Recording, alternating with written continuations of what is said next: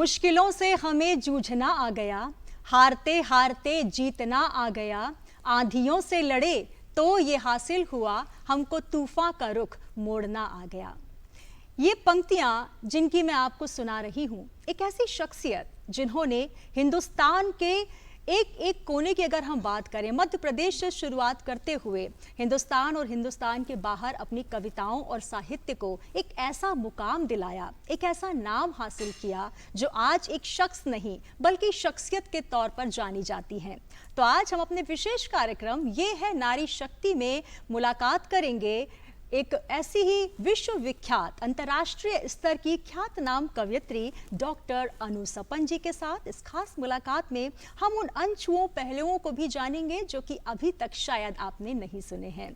तो आज हम स्वागत करते हैं एक ऐसी ही अंतर्राष्ट्रीय स्तर की ख्यातिनाम कवयित्री जो कि एक साहित्यकार हैं, जो कि बहुत बड़े स्तर पर कविताएं कहती हैं, जो कि सिर्फ मध्य प्रदेश ही नहीं, हिंदुस्तान ही नहीं बल्कि विदेशी मंचों पर भी एक ऐसा मुकाम हासिल कर चुकी हैं जो आज हम सब के लिए गौरव का विषय है। 35 वर्षों से लगातार आप मंचों पर हैं और अगर मैं बात करूं तो साहित्य का मंच हो, कवि सम्मेलन का मंच हो या फिर मुशायरों में उनकी मौजूदगी, हर जगह उनकी शेर व शायरी, गीत, गज़ल हर तरफ एक धूम मचाती है और जब वो मंचों पर होती हैं तो तालियां सहसा ही आ जाती हैं। और जब आप उन्हें सुनेंगे तो आपके मन में भी आएगा कि शायद हम एक और गीत, एक और गज़ल, एक और शेर सुने। तो आइए हम स्वागत करते हैं हमारे खास कार्यक्रम एक मुलाकात डॉक्टर अनु सपन के साथ। दीदी बहुत बहुत स्वागत है आपका हमारे विशेष कार्यक्रम में। बहुत बहुत धन्यवाद सुनीता, और दूरदर्शन भोपाल के सभी दर्शकों को मैं सादर प्रणाम निवेदित करती हूँ। तो आज पहला जो मैं प्रश्न आपसे करना चाहूँगी, क्योंकि आपको मंचों पर तो हमने बहुत गीतों, कविताओं और तालियों के साथ देखा, वंस मोर के साथ देखा, लेकिन अगर हम शुरुआत की बात करें तो अनु जी जब छोटी थी तो कैसे मन में विचार आया? क्योंकि हमारा एक सपना होता है कि मुझे बड़े होकर ये बनना है, बड़े होकर वो बनना, या फिर एक पारिवारिक कहीं ना कहीं एक दबाव भी होता है कि तुम्हें तो ये बनना है। लेकिन आपके मन में कब ये विचार आया कि मैं एक कवयित्री के तौर पर जानी जाऊँ, साहित्य में अपनी मैं सेवाएं दूँ? ये तो मैंने कभी नहीं सोचा था सुनीता जी कि मैं कवयित्री बनूंगी, और कवि सम्मेलन क्या होते हैं मुझे ये भी नहीं मालूम था।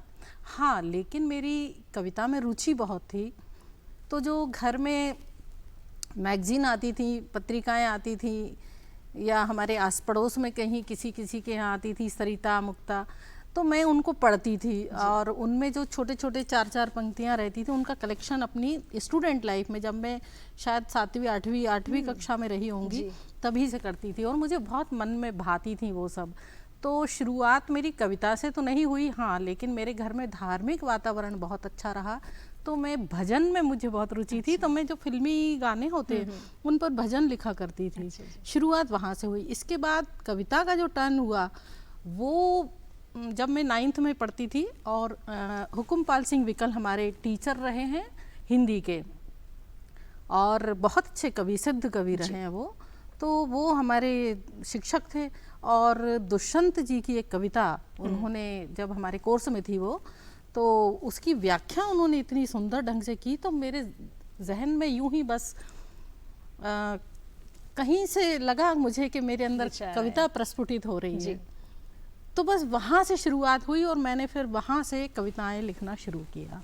क्या बात है, मतलब ये कहा जा सकता है कि बाल कवित्री हैं आप, बाल मन से कविता हाँ, स्कूल के जो फंक्शन होते थे, कार्यक्रम वगैरह, 15 अगस्त, 26 जनवरी या गांधी जयंती, तो उस पर मैं अपनी कुछ भी रचना स्वरचित जो जैसा भी लिखती थी उस समय, तो वो मैं प्रस्तुत करती थी स्कूल में। इसके बाद मैंने कभी मंच पर आऊँगी मैंने ऐसा कभी नहीं सोचा। उसका वाकया मैं आपको बताऊँ तो मैं भोपाल जब आई 12th के बाद, कॉलेज मेरा सारा MLB कॉलेज से मेरी शिक्षा हुई है, महारानी लक्ष्मीबाई कॉलेज से। तो आकाशवाणी में एक जो हमारे ऐसे ही परिचित थे, और उन्होंने मुझे कहा कि आप आकाशवाणी में कविता सुनाएंगी क्या? तो मैंने कहा अरे ये तो बहुत अच्छी बात है। उस समय रेडियो का भी बहुत क्रेज़ था, तो मेरे लिए तो बहुत अच्छी बात थी। तो बस वहाँ मैं गई और वहाँ मैंने अपनी युवा वाणी में अपनी रचना प्रस्तुत की, तो लोगों ने सुना और बहुत सराहा। तो बस वहाँ से थोड़ी सी पहचान बनी। फिर किसी ने मुझे गोष्ठियों में बुलाने लगे, तो मैं छोटी छोटी गोष्ठियों में जाने लगी। तो गोष्ठियों में अपनी कविताएं सुनाई तो लोगों ने उसको भी बहुत पसंद किया।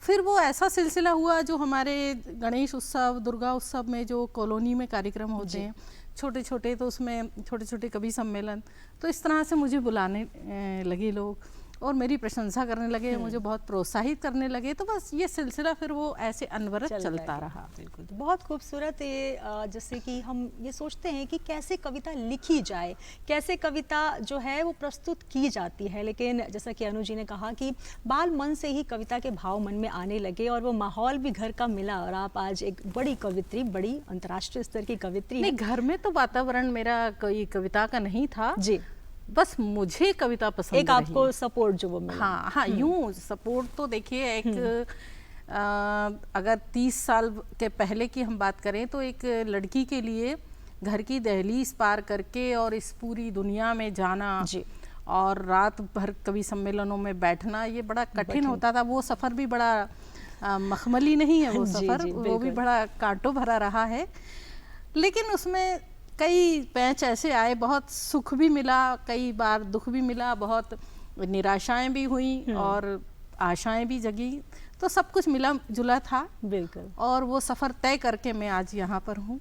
बिल्कुल, तो बहुत सारे जो है, क्योंकि कहा जाता है कि हर सफलता के पीछे बहुत सारे संघर्ष होते हैं, जो राहें होती हैं वो इतनी मखमली नहीं होती, आप जैसा कह रहे हैं। तो बहुत सारे संघर्षों के बाद आज ये मुकाम है। और हम अपने दर्शकों को बता दें कि हम डॉक्टर अनु सपन के बहुत से गीत और गज़लें भी सुनेंगे। और जब बात गज़ल की हो रही है, जैसा कि आपने जो PhD की है, PhD में बहुत सारे साहित्य का विषय लिया जाता है या बहुत से सब्जेक्ट लिए जाते हैं। आपने एक ऐसे महान, जैसे हम साहित्य का ऐसा नाम कहें जो शायद ही एक भूतो न भविष्यति जिसे कहा जाता है, एक ऐसा नाम दुष्यंत जी, जिन पर आपने PhD की है। तो क्या मन में भाव आया कि मुझे दुष्यंत जी पर PhD करनी है और गज़ल का वो पूरा दौर, क्योंकि गज़लें भी आप बहुत अच्छी कहती हैं, तो भाव कैसा रहा? उसका भी मैंने आपको जिक्र किया था कि जब मैं 9th में थी तो हमारे हिंदी की जो पाठ्यक्रम था उसमें दुष्यंत जी की एक रचना थी, सुफनते ज्वार का आवेग मध्यम हो चला है, क्या भरोसा कांच का घटे किसी दिन टूट जाए। तो उसकी जो व्याख्या, जो हुकुमपाल सिंह जी विकल हमारे गुरु थे, शिक्षक थे, तो उन्होंने इतनी सुंदर व्याख्या की थी कि वो मेरे अंतर मन तक उतरती चली गई। उस समय मैं दुष्यंत जी को बिल्कुल नहीं जानती थी। मैंने कहा ना कि मैं कवि सम्मेलन, कविता, दुष्यंत ये सब कुछ नहीं जानती थी। तो बस वहाँ से जो शुरुआत हुई, तो वहाँ तक भी ये तय नहीं था कि मैं दुष्यंत जी पर कुछ, मुझे तो PhD में करूँगी ये भी मुझे नहीं पता था। जब मैं हाई स्कूल करके और भोपाल आई और मैंने कॉलेज में दाखिला लिया, तो जब MA कर चुकी, इसके बाद बस ऐसे जहन में आया कि PhD की जाए हिंदी में। तो बस फिर नाम, तब तक तो मैं कविता की फील्ड में आ चुकी थी और फिर मेरा मन हुआ कि मुझे दुष्यंत जी पर ही काम करना है। बड़ा मुश्किल था, ये विषय मुझे नहीं मिल रहा था जी। और जो मेरे गुरु थे वो कहने लगे कि ये विषय तो बड़ा मुश्किल है, आपको नहीं मिलेगा, कैसे होगा, क्या होगा। जो गाइड थे, मेन गाइड जो थे मेरे प्रोफेसर BA लाच्छा, वो कहानीकार, वो उज्जैन में रहते थे। और मेरे कमलेश वशिष्ठ जी MLB कॉलेज में प्रोफेसर थे, उनसे मैंने बहुत मिन्नतें करके ये विषय लिया। वो मेरे को गाइड थे, तो विषय मिल गया। और फिर मैंने साए में धूप तो मैंने तब पढ़ी, उनकी परिचित हो गई थी दुष्यंत जी से। हाँ, तो एक्चुअल में दुष्यंत जी पसंद इसलिए भी रहे मुझे कि उन्होंने आम आदमी की पीड़ा की बात की, विसंगति पर बात की, और समाज में जो भी व्यवस्थाओं के खिलाफ उन्होंने लिखा, तो वो सारा अंतर मन तक पहुंचता था। क्योंकि मेरा जीवन भी थोड़ा सा मैंने संघर्षों से गुजरा हुआ देखा, तो मुझे वो चीज़ अपील की। तो मैंने दुष्यंत जी को सुना। जैसे उनका एक शेर बड़ा मशहूर हुआ कि सिर्फ हंगामा खड़ा करना मेरा मकसद नहीं, मेरी है पीर पर्वत सी कोशिश है कि ये सूरत बदलनी चाहिए। या उनका वो शेर कहें कि कल नुमाइश में मिला वो चीथड़े पहने हुए, मैंने पूछा नाम तो बोला कि हिंदुस्तान हूँ। ये तो ये सब चीज़ें जो उनके जो शेर थे, मुझे अंतर मन तक मतलब मेरे पहुंचते गए। जी। फिर दुष्यंत जी का एक ही पक्ष नहीं है, उन्होंने विसंगति पर, व्यवस्था के खिलाफ तो लिखा, उन्होंने प्रेम पर भी बहुत अच्छा लिखा है। जी। जैसे कि मैं जिसे ओढ़ता बिछाता हूँ वो गज़ल आपको सुनाता हूँ। और एक बड़ा ही खूबसूरत शेर है कि एक जंगल है उसकी आंखों में, मैं अपनी राह भूल जाता हूँ। मतलब प्रेम पर भी। और तू किसी रेल से गुजरती है, मैं किसी पुल सा थरथराता हूँ। तो उनके ये भी एक पक्ष रहा, तो वो मुझे प्रभावित किया। मतलब प्रेम पर तो कम लिखा जी, व्यवस्था पर ज़्यादा लिखा उन्होंने, विसंगति पर ज़्यादा लिखा, लेकिन उनका ये पक्ष भी। तो बस दुष्यंत पर मैंने शोध कार्य कर लिया अपना। बहुत सुंदर, तो बहुत ही सुंदर शोध कार्य अनु सपन जी ने किया है। और प्रेम की बात हो रही है यहाँ पर, जब एक ऐसा जो कि मन को झकझोर देने वाली कविताएं जो दुष्यंत जी ने लिखी और वहाँ से अनु जी के मन में वो भाव आए। जब मैं बात करूँ अनु जी, तो नारी अस्मिता पर भी आप कविताएं कहती हैं, प्रेम पर भी बात कहती हैं, आया आया खिलौने वाला, मतलब हर एक परिदृश्य पर हर एक भाव आपके जो हैं वो निकलते हैं। मैं, क्योंकि ये हमारा जो विशेष कार्यक्रम है ये है नारी शक्ति, तो कुछ आपके हम पंक्तियाँ या गीत सुनना चाहेंगे नारी अस्मिता पर, क्योंकि इस वक्त जो हमें देख रही हैं नारी शक्तियाँ, आज वो डॉक्टर अनु सपन के मुख से सुनना चाहेंगी। कौन सा गीत वो आज लेकर आई हैं नारियों के लिए? देखिए, नारी पर तो मेरा पूरी, जिसने मेरी एक पहचान बनाई, नारी अस्मिता पर गीत, मैं उस गीत को सुना देती हूँ, जिसने देश ही नहीं विदेशों में भी मुझे बहुत सराहना मिली। और कुछ कविताएं कहते हैं कि ऊपर से उतरती हैं, बिल्कुल यहाँ से हम नहीं लिखते, वो प्रसाद स्वरूप मिल जाती हैं। तो ये गीत मुझे शायद ईश्वर ने, माँ सरस्वती ने प्रसाद स्वरूप दिया, मैं वो उसका पाठ कर देती हूँ। स्त्री को लेकर ये गीत है। इस तरह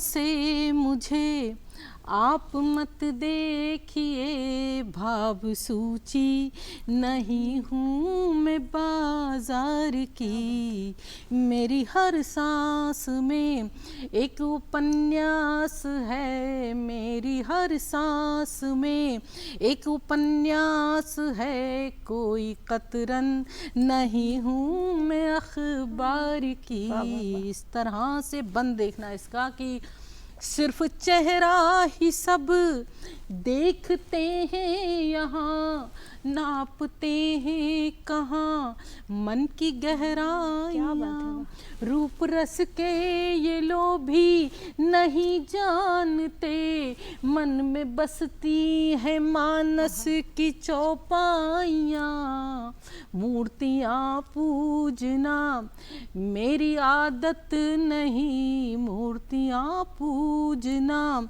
मेरी फितरत नहीं, मैं पुजारिन पसीने के किरदार की, मेरी हर सांस में एक उपन्यास है, कोई कतरन नहीं हूँ मैं अखबार की। और इसका एक बंद ये देखें कि देवियों की तरह जिनको पूजा गया, या सभाओं में जिनको नचाया गया, एक औरत को औरत न समझा गया, एक शम्मा की तरह से जलाया गया, मैं धरा हूँ धर्म है सहनशीलता, मैं धरा हूँ धर्म है सहनशीलता, कोई वस्तु नहीं हूँ मैं व्यापार की, मेरी हर सांस में एक उपन्यास है, कोई कतरन नहीं हूँ मैं अखबार की। बहुत खूबसूरत, मेरी हर सांस में एक उपन्यास है। और शायद यही वजह है कि अनु जी जब लिखती हैं तो शब्द शब्द जो है वो कविता होता है, और हर कविता हर किसी के दिल में उतर जाती है। क्योंकि कहा जाता है, ये पंक्तियाँ बहुत फेमस हैं कि कोई गीत नहीं गाता है, गीत अधर का क्या नाता है, जिसका जितना दर्द अधिक है वो उतना मीठा गाता है। तो शायद ये मिठास उस दर्द की है, उस जो एक संघर्ष के साथ आपने जो एक स्टेप बाय स्टेप चरणबद्ध आपने जो ये सफलता हासिल की है, और बहुत ही सुंदर गीत तनु जी। जब हम बात करते हैं नारी अस्मिता की, बच्चियों के विषय में अगर हम बात करें, जिस तरीके से आज का जो दौर है, अगर आप कुछ संदेश देना चाहें हमारी उन बच्चियों के लिए जो कि चाहती हैं कि वो भी एक बड़ा मुकाम हासिल करें, परिवार के बहुत सारे संघर्ष होते हैं, बहुत रोक टोक होती है, जैसे कि आपने कहा कि उतना मुश्किल नहीं होता एक बेटी के लिए आगे बढ़ पाना, और जैसा कि कवि सम्मेलन का अगर हम मंच देखें तो रात रात सफ़र होते हैं, विदेश यात्राएं आप करती हैं, विदेशों की यात्रा करना है तो परमिशन लेना, एक कहीं ना कहीं सामाजिक दायरा, तो कुछ ऐसी पंक्तियां जो हमारी उन बेटियों को समर्पित करना चाहें जिनमें साहस तो है लेकिन शायद वो रुक जा रहे हैं किसी कारणवश, तो वो कैसे आगे बढ़ें? देखिए, सबसे बड़ी बात ये मैं तो यही कहना चाहूँगी कि निष्ठा, लगन, परिश्रम, मेहनत, लेकिन सबसे ऊपर है ईमानदारी। माँ बाप फ़क्र करते हैं बच्चों पर, उनके ख्वाब होते हैं कि हमारे बच्चे बहुत आगे बढ़ें, तरक्की करें, तो माँ बाप की ख्वाहिशों का भी ख्याल रखते हुए बहुत मर्यादित तरीके से आगे बढ़ना चाहिए। और आजकल तो कोई रोक टोक ऐसी नहीं, उस समय में तो बहुत बंदिशें थी, अब तो हमारी बेटियां बहुत आगे बढ़ रही हैं और बढ़ना भी चाहिए। लेकिन मैं बस यही कहूँगी उनसे, एक शेर मेरा बड़ा मशहूर है जो लोग कहते हैं कि जिंदा रहना है तो जिंदगी से लड़ो। बहुत खूब। जिंदा रहना है तो जिंदगी से लड़ो, आसमां से नहीं रोटियां आएंगी। तो संघर्ष तो करना ही पड़ता है, निराश नहीं होना चाहिए, हताश नहीं होना चाहिए, आगे बढ़ते रहना चाहिए, लेकिन बहुत कर्तव्य निष्ठा के साथ और बहुत ईमानदारी के साथ और बहुत मर्यादित ढंग से। बहुत खूबसूरत। तो मर्यादा के साथ अपने, क्योंकि ये कहा जाता है बेटियों को तो हमारे सनातन काल से कि अपनी मर्यादा रेखा को नहीं लांघना, लेकिन हाँ, अगर आपके जो सपने हैं आप उसे पूरा करने के लिए कृत संकल्पित हैं, दृढ़ संकल्प आप लेते हैं, तो आपको कोई रोक भी नहीं सकता। और यही हमारे सामने जो प्रत्यक्ष उदाहरण डॉक्टर अनु सपन जी बैठी हुई हैं।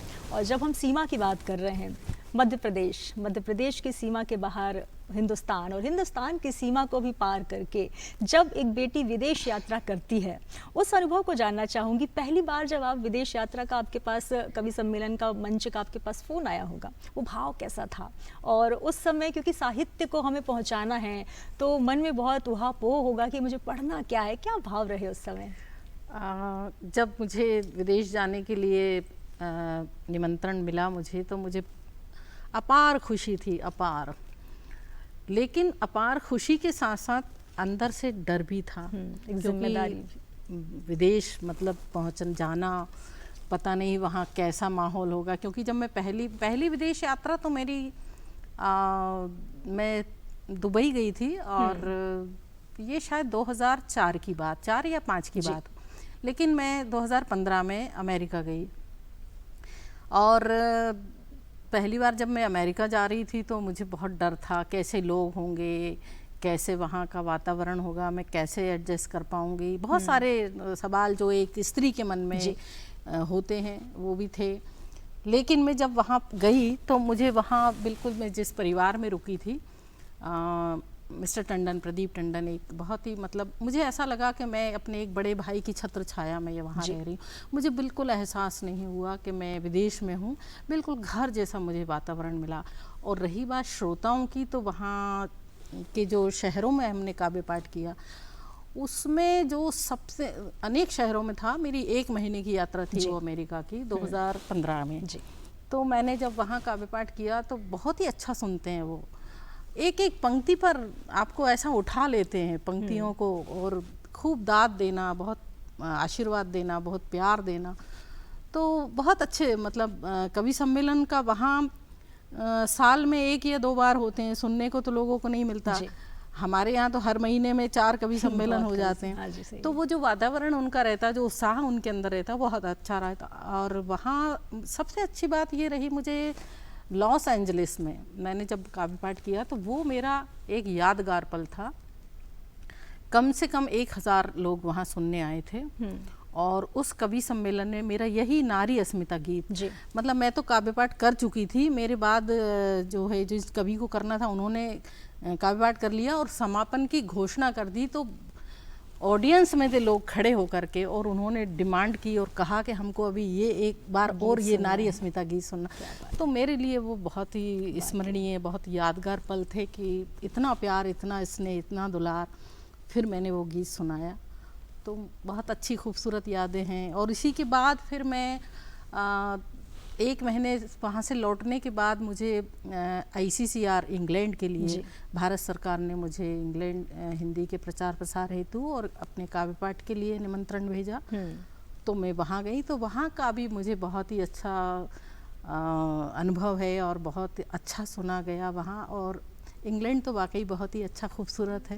बिल्कुल, सारे शहर खूबसूरती के साथ उस साहित्य को जब हम देश से विदेश तक लेकर जाते हैं तो बहुत जिम्मेदारी भी होती है अनु जी, क्योंकि किस तरीके से आप अपने, क्योंकि NRIs के बीच ज़रूर है, लेकिन आप एक अपनी भाषा को जब विदेश तक पहुंचाते हैं तो वहां पर जाकर एक बहुत बड़ी जिम्मेदारी एक साहित्यकार, एक कवित्री निभाती है। और ये भी कहा जाता है कि भाषा की कोई सीमा नहीं होती, साहित्य एक ऐसी विधा है जो आपको कहाँ की यात्रा करा दे, ये कहना तो कहते हैं ना, जहाँ ना पहुँचे रवि वहाँ पहुँचे कवि। और ऐसे ही हम कवित्री से आज खास मुलाकात कर रहे हैं जो कि डॉक्टर अनु सपन। अनु जी का जब जिक्र होता है तो गीत और गज़ल दोनों ही, गीत तो हमने सुना अनु जी, कोई गज़ल आपकी जो बहुत विशेष पसंदीदा हो उसके शेर, क्योंकि मुझे ही बहुत से शेर याद आ रहे हैं, लेकिन मैं आपके मुख से सुनना चाहूँगी, आप क्या सुनाना चाहेंगे आज? देखिए, यूँ तो इश्क पर भी मैंने शेर कहे हैं, लेकिन जो लोगों के मन तक ज़्यादा पहुँचते हैं, लोग पसंद करते हैं, वो 1-2 गज़ल हैं, उनके कुछ शेर मैं आप तक पहुँचा देती हूँ। ये भी स्त्री के माध्यम से ही बात कही जा रही है। मुश्किलों से हमें जूझना आ गया, मुश्किलों से हमें जूझना आ गया, मुश्किलों से हमें जूझना गया, हारते हारते जीतना आ गया, हारते हारते जीतना आ गया। अब औरत के हवाले से जो शेर कहा है मैं पढ़ती हूँ कि एक नाजुक लता लोग समझे तो क्या, एक नाजुक लता लोग समझे तो क्या, हमको शाखों के दिल थामना आ गया, हारते हारते जीतना आ गया। और ये शेर भी देखें, ये बहुत लोगों के मन तक पहुंचा है ये शेर कि आंधियों से लड़े तो हुआ ये असर, आंधियों से लड़े तो हुआ ये असर, हमको तूफान का रुख मोड़ना आ गया, हारते हारते जीतना आ गया। और ये शेर भी देखें जी, स्वागत। हम नजर डाल दें तो सिहर जाएंगे, हम नजर डाल दें तो सिहर जाएंगे, हम नजर डाल दें तो सिहर जाएंगे, उनके चेहरे हमें बाँचना आ गया, हारते। और आखिरी है ये जी, दर्शन का शेर है कि पार होने को जी चाहता ही नहीं, पार होने को जी चाहता ही नहीं, पार होने को जी चाहता ही नहीं, शुक्र है कि हमें डूबना आ गया, हारते हारते जीतना आ गया। बहुत सुंदर ये पंक्तियाँ। और ये कहा जाता है कि साहित्य, कविता सिर्फ भावों की अभिव्यक्ति नहीं है, बल्कि उस भाव को आप कैसे समाज के प्रति, क्योंकि साहित्य को समाज का दर्पण कहते हैं दीदी, तो कहीं ना कहीं एक साहित्यकार की बहुत बड़ी जिम्मेदारी हो जाती है कि मंच से आप जो बात कह रहे हैं वो मात्र एक आपके मन को लुभाने की बात ना हो, बल्कि एक संदेश भी जाना चाहिए। कविता का मकसद ही है कि कहीं ना कहीं संदेश पहुंचे और उससे कोई प्रेरणा ले। तो एक संदेश आपसे भी जानना चाहूँगी, आज जो बेटियां हैं जिस वक्त हमें देख रही हैं, अगर उन्हें लगता है, क्योंकि अब हम एक दौर देखें, पहले डॉक्टर, इंजीनियर और जो एक फील्ड हुआ करती थी उसमें करियर बनाने की बात होती थी, अब कविता का क्षेत्र इतना विशाल हो गया है कि अब शायद एक बच्चे के मन में ये भी भाव आने लगा है कि मैं बड़े होकर उस कवि की तरह या उस साहित्य के क्षेत्र में जाऊँ कि मेरा एक करियर हो। उन बच्चों के लिए क्या कहना चाहेंगे, और विशेषतर उन बेटियों के लिए कि कैसे आप कविता के क्षेत्र में अगर बढ़ना चाहते हैं, वो बीज आपके मन में है, वो भाव संवेदनाएं हैं, तो कैसे हम इस क्षेत्र में आगे बढ़ सकते हैं? सब कुछ अपनी मेहनत से ही होता है। अगर आपके अंदर कविता का बीज है और आप बहुत अच्छा, सबसे बड़ी बात मैं बताऊंगी कि अच्छा लिखने के लिए अच्छा पढ़ना बहुत ज़रूरी है, बहुत सुंदर। और अच्छा पढ़ने के साथ साथ लोगों को अच्छा सुनना भी बहुत ज़रूरी है। अगर ये दोनों चीज़ें हैं तो आप बेहतर लिख सकते हैं, बेहतर प्रस्तुति दे सकते हैं और आप लोगों के दिलों तक पहुंच सकते हैं। लेकिन मैं जो महसूस करती हूँ कि जो आज की जो नई जनरेशन है वो थोड़ी सी जल्दी में बहुत है, बहुत जल्दी से सब कुछ, रील्स का ज़माना जो आ गया, तो जल्दी, तो देखिए किसी भी चीज़ में बहुत जल्दी से तो हाँ होता भी है, कुछ चमत्कार भी होते हैं, कुछ प्रभु की कृपा भी होती है, लेकिन मेहनत तो हर चीज़ में करनी पड़ती है। तो भरपूर मेहनत करें तो निश्चित सफलता मिलेगी और बिल्कुल तरक्की करेंगे। कोई आप ऐसी पंक्तियाँ जो कि आपको बहुत पसंद हैं और जिस पे वाहवाही की बात करें, क्योंकि वायरल, अभी आपने बात की कि बहुत जल्दी वायरल होना लोग चाहते हैं, कुछ वायरल पंक्तियाँ आपकी सुनाइए जो बहुत ज़्यादा वायरल हुई है चलते चलते एक संदेश। देखिए ये बहुत ही एक हर छोटे से लेके बड़े व्यक्ति के जहाँ संवेदनाएं, जहाँ भावनाएं जिसके अंदर हैं, तो वहाँ अपील करती है। मेरी एक गज़ल का शेर है कि आया खिलौने वाला मजबूर बाप रोया, आया खिलौने वाला मजबूर बाप रोया, उंगली छुड़ा रहे थे बच्चे मचल मचल के। बात है, बहुत और यही मैंने एक शेर और इसी गज़ल में कहा, कहते हैं कि मोहब्बत करने वाले मिला नहीं करते, तो एक शेर यूं हुआ कि कुछ दूर साथ चल के हम इस तरह से बिछड़े, कुछ दूर साथ चल के हम इस तरह से बिछड़े, रह जाएं जो अधूरे मिसरे किसी गज़ल के। बहुत खूब। तो मुझे लगता है अनु जी, आपको जितना सुने शायद वो कम है, क्योंकि कविता, साहित्य और जो भाषा है और हिंदी भाषा की जो मिठास है, शायद मुझे लगता है कि हम सुनते जाएं और वक्त जो है वो थम सा जाए। तो डॉक्टर अनु सपन हमारे साथ इस खास मुलाकात में आप रही, हर गीत, हर गज़ल, हर एक शब्द जो है कहीं ना कहीं हमारे दिल तक उतरा। तो हम आपको बहुत बहुत धन्यवाद देते हैं और यही उम्मीद करते हैं कि एक बार फिर मुलाकात होगी आपसे आपके गीतों के साथ। बहुत बहुत शुक्रिया। बहुत बहुत धन्यवाद सुनीता जी, बहुत बहुत धन्यवाद। तो आज एक खास मुलाकात हमने की एक ऐसी अंतर्राष्ट्रीय ख्यातिनाम कवित्री डॉक्टर अनु सपन जी। और कविताओं के लिए कहा जाता है कि कौन सी बात कहाँ कैसे कही जाती है, ये सलीका हो तो हर बात सुनी जाती है। और जिस सलीके से कविताएं और शायरी अनु जी कहती हैं, यकीनन अगर आपको वो बहुत पसंद आई हैं, और मुझे लगता है पसंद तो आई हैं, तो ज़रूर हमें बताइएगा कि हमारी ये है नारी शक्ति की इस खास पेशकश में आपको कौन सा भाव, कौन सा गीत अच्छा लगा, और अपनी प्रतिक्रिया ज़रूर दीजिए। अगले क्रम में हम फिर हाजिर होंगे एक ऐसी शख्सियत के साथ। तब तक मुझे दीजिए इजाजत। नमस्कार। नमस्कार।